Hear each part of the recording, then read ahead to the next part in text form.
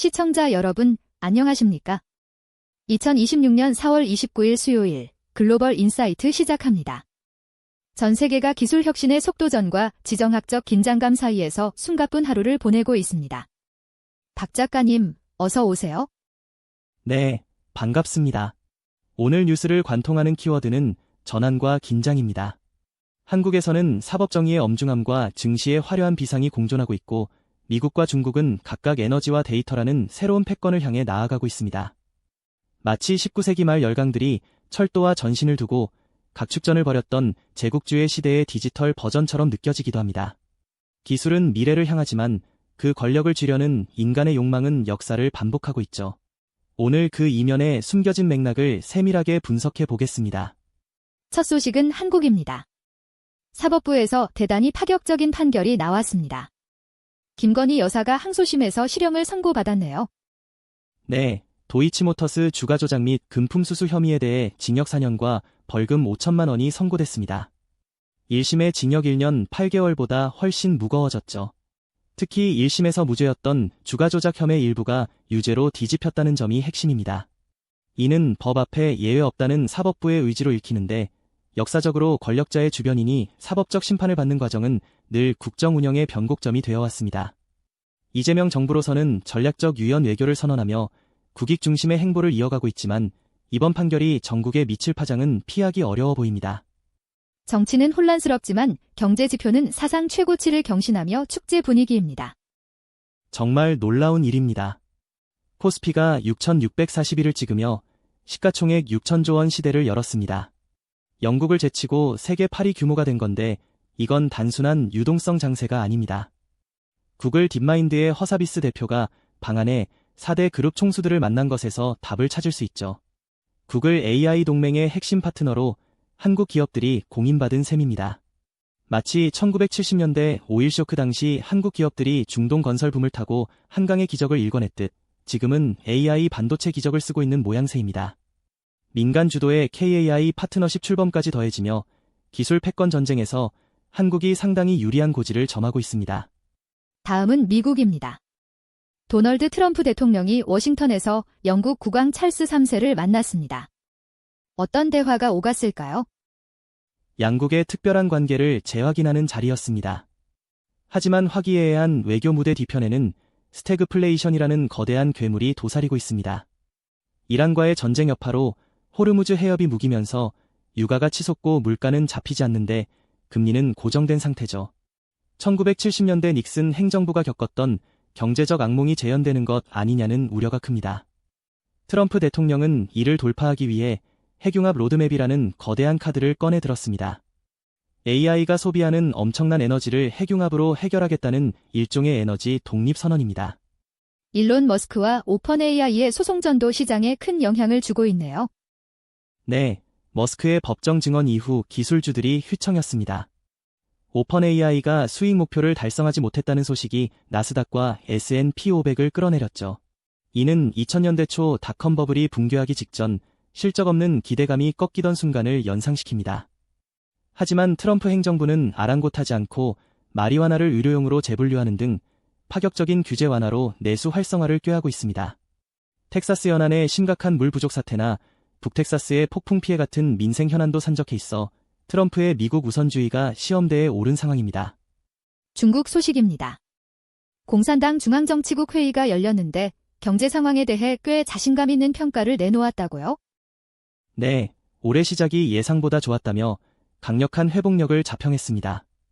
특히 주목할 부분은 6대 네트워크 건설입니다. 수자원, 전력망, 컴퓨팅 능력, 물류망 등 6대 핵심 인프라를 강화해 내수를 심층 발굴하겠다는 전략이죠. 이는 과거 미국 루스벨트 대통령의 뉴딜 정책이나 중국 수나라의 대운하 건설과 맥을 같이 합니다. 국가가 대규모 토목과 인프라를 주도해 경제의 혈맥을 뚫겠다는 의지입니다. 무디스가 중국의 신용등급 전망을 상향 조정한 것도 큰 호재겠군요. 부정적에서 안정적으로 올렸습니다. 중국의 재정 건전성을 높이 평가한 건데, 서방의 견제 속에서도 중국식 모델이 작동하고 있음을 보여주는 지표입니다. 여기에 공업정보화부가 발표한 모델 데이터 공진 행동은 인공지능과 데이터를 결합해 20개 핵심 산업을 혁신하겠다는 건데, 기술 자립에 대한 집념이 대단합니다. 다만 중동 정세 악화로 자국민의 이란 여행 자제를 권고하는 등 대외적인 리스크 관리에 부쩍공을 들이는 모습입니다. 일본은 안보 정책에서 역사적인 변화를 선택했습니다. 무기 수출 규제를 사실상 철폐했네요. 방위 장비 이전 3원칙을 개정해 완제품과 부품 수출을 원칙적으로 허용했습니다. 평화 헌법 아래에서 견지해온 전범 국가의 제약을 완전히 벗어던진 셈입니다. 19세기 메이지 유신 당시 부국강병을 기치로 근대화를 밀어붙였던 에너지가 21세기 일본에서 다시 분출되고 있습니다. 다카이치 총리는 이를 통해 일본의 군사산업을 새로운 성장 동력으로 삼으려 하고 있습니다. 하지만 증시는 어제 6만 엔을 돌파하더니 오늘 바로 하락 반전했습니다. 6만 엔 고지에서 차익 실현 매물이 쏟아졌습니다. 특히 일본은행의 금리 동결에도 불구하고 내부에서 반대표가 3표나 나오면서 엔화 강세가 나타난 게 결정적이었죠. 일본 경제가 기술적으로는 AI 로봇 도입에 속도를 내며 노동력 부족을 해결하려 하고 있지만 도쿄에서 금괴 강탈이나 4억엔 도난 사건 같은 흉악 범죄가 잇따르고 있어 사회적 불안감이 높아지고 있습니다. 경제적 화려함 뒤에 가려진 헤이세이 시대의 그림자가 여전히 남아있는 모습입니다. 중동의 긴장감은 여전합니다. 이란에 대한 미국의 새로운 제재가 발표되었죠. 네, 미 재무부가 이란 관련 35개 개인과 기관을 제재 대상에 올렸습니다. 최대 경제 압박 정책의 연장선입니다. 특히 IAEA 그로시 사무총장이 이란에 대한 국제적 합의 시대는 끝났다고 선언한 점이 뼈아픕니다. 이란으로서는 외교적 퇴로가 좁아진 셈이죠. 이에 아라크치 외무장관이 파키스탄과 러시아를 돌며 필사적인 우군 확보에 나서고 있지만 상황은 녹록지 않습니다. 이 전쟁의 여파가 전 세계 밥상 물가까지 위협하고 있다는 게 더 큰 문제입니다. 호르무즈 해협 봉쇄로 질소 비료 가격이 26%나 폭등했습니다. 유엔은 이 상태가 지속되면 세계 식량 가격이 20% 더 오를 수 있다고 경고합니다. 1970년대 오일 쇼크가 에너지 위기였다면 지금은 식량 위기로 번질 수 있는 위험한 상황입니다. 내부적으로는 전쟁으로 인한 어린이들의 정신 건강 문제가 심각해 유엔 아동기금까지 나선 실정입니다. 이란 축구팀이 미나브 지역 희생자들을 추모하며 월드컵에 참가하기로 한 결정은 이 비극적인 상황을 전 세계에 알리려는 슬픈 몸짓으로 보입니다. 러시아 소식도 짚어보겠습니다. 푸틴 대통령이 글로벌 성장을 위한 새로운 플랫폼 포럼에서 발언을 했군요. 네, 과도한 장벽이 발전을 저해한다며 진보적인 입법을 강조했습니다. 재미있는 건 러시아 경제가 지금 심각한 인력난에 허덕이고 있다는 점입니다.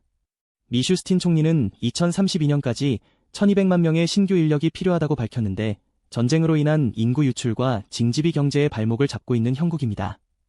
인플레이션 압력도 상당해 보이는데 중앙은행 총재의 발언이 강경합니다. 나비울리나 총재는 의도적인 성장 둔화라는 비판에 대해 수요가 공급을 초과하는 상황에서 다른 선택지가 없다고 맞서고 있습니다. 마치 1980년대 미국의 폴 볼커 의장이 고금리로 인플레이션을 잡으려 했던 사투를 연상시킵니다. 여기에 투합세 정유 공장이 드론 공격으로 화재가 발생하는 등 전황이 본토 경제 시설로 확산되고 있어 러시아의 경제적 피로도는 임계점에 달하고 있습니다. 영국 소식입니다. 찰스 3세 국왕의 미국 방문 소식 외에도 기술 분야 투자가 눈에 띕니다. 네, 영국 정부가 소버린 AI 기금을 통해 자국 기업 인앱법을 인텔리전스에 투자하기로 했습니다. 미국과 중국에 뒤처지지 않겠다는 기술 민족주의의 표현입니다. 18세기 산업혁명을 주도했던 자부심을 AI 시대에 다시 되찾겠다는 포부죠. 동시에 어린이들의 소셜미디어 제한을 논의하는 등 기술의 부작용에 대해서도 국가가 개입하려는 움직임을 보이고 있습니다. 경제 지표는 역시나 중동 정세의 영향을 많이 받고 있네요. FTSE 100 지수는 유가 상승 덕에 에너지 기업들이 버텨주며 소폭 올랐지만 전반적인 심리는 매우 신중합니다. 인플레이션이 3.3%로 상승하며 서민 경제에 부담을 주고 있죠. 여기에 이탈리아산 새싹씨앗발 살모넬라균 확산으로 신명이 감염되는 등 위생보건 이슈까지 겹쳐 영국 사회 전반의 경계심이 높은 하루입니다. 오늘의 글로벌 단신입니다. 세계 곳곳의 소식 전해주시죠. 우선 예천군에서는 재난지킴이 봉사단이 출범의 지역 안전망 구축에 나섰습니다. 최근 전 세계적인 기후위기와 재난 상황에 대응하기 위한 민간의 움직임이라 의미가 큽니다. 부산에서는 아트부산 2026이 15주년을 맞아 아시아 대표 아트페어로의 도약을 선언했습니다. 경제적 불확실성 속에서도 예술시장의 글로벌 네트워크를 강화하려는 시도가 돋보입니다.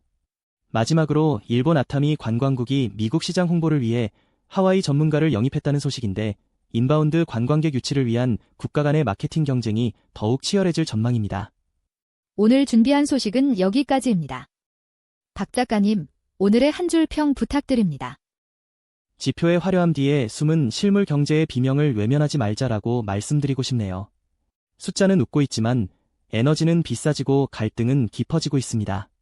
그 사이에서 우리가 지켜야 할 가치가 무엇인지 고민해 봐야겠습니다. 네, 복잡한 세상 속에서도 중심을 잃지 않는 지혜가 필요한 때입니다.